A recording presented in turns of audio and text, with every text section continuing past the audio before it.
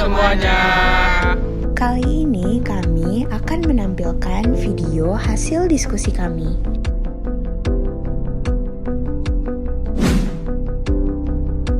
Hai, saya Nibi Gladisa. Halo, saya Najwa Syarafina. Halo, namaku Muhammad Sani Nugraha. Saya Muhammad Al-Fatih Suyono. Nama saya Muhammad Rizky Fadilah. Aku Abram Jordan Purwa. Hai, saya Kevin Sinambela.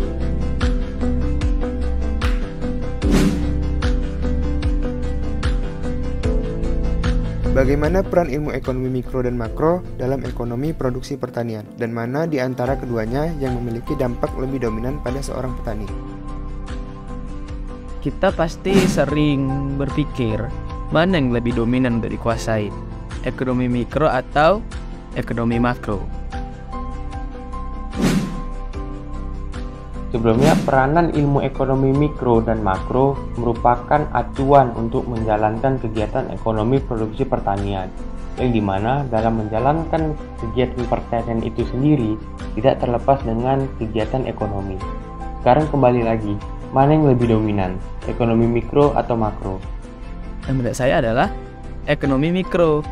Pertanyaannya, kenapa bisa seperti itu? Kenapa mikro? Karena ilmu ekonomi mikro itu mempelajari tentang terkait adanya suatu biaya produksi, bagaimana memproduksinya, tentang pasar, dan juga permintaan dan penawaran. Yang mana dari semua itu sangat berpengaruh bagi para petani yang ada di Indonesia. Perlu diketahui bahwa peran ekonomi mikro membahas tentang biaya produksi dari suatu usaha tani dan juga variabel-variabel yang ada di dalamnya. Tujuan dari ekonomi produksi sendiri yaitu untuk memaksimalkan profit, sehingga pengukuran biaya dan penerimaan menjadi hal penting bagi petani. Contohnya, peran ekonomi mikro bagi petani yang butuh untuk mengatur alokasi penggunaan inputnya. Misalnya, penggunaan biaya untuk sewa lahan, tenaga kerja, bibit, dan sebagainya. Dalam kasus ini, peran ekonomi mikro lebih dominan daripada peran ekonomi makro. Seperti analisis biaya produksi pada petani, di mana petani harus mempertimbangkan biaya produksi mereka saat menentukan harga jual produknya. Petani harus memastikan bahwa harga yang mereka tetapkan cukup tinggi untuk menutupi biaya produksi dan memberikan keuntungan yang lain bagi mereka. Menurut saya, harus menguasai ekonomi mikro duluan, baru ekonomi makro.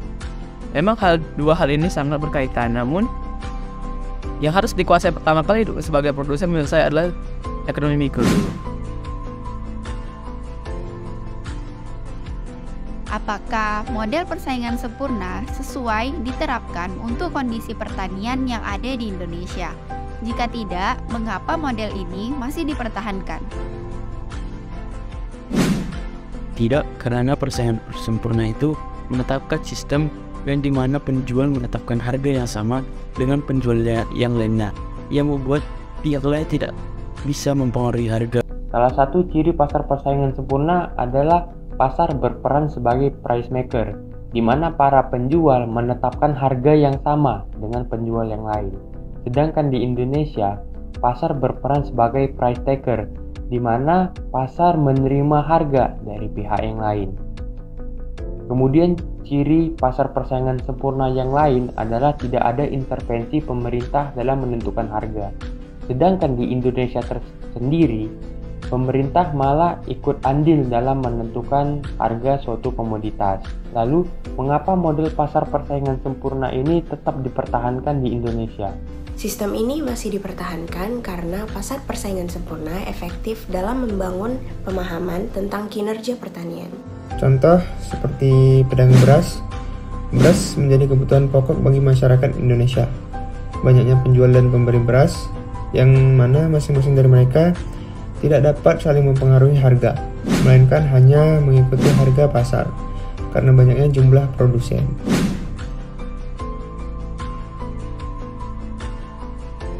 Untuk menjadi seorang ekonom pertanian yang baik, mana yang harus dikuasai terlebih dahulu, ilmu ekonomi atau ilmu pertanian?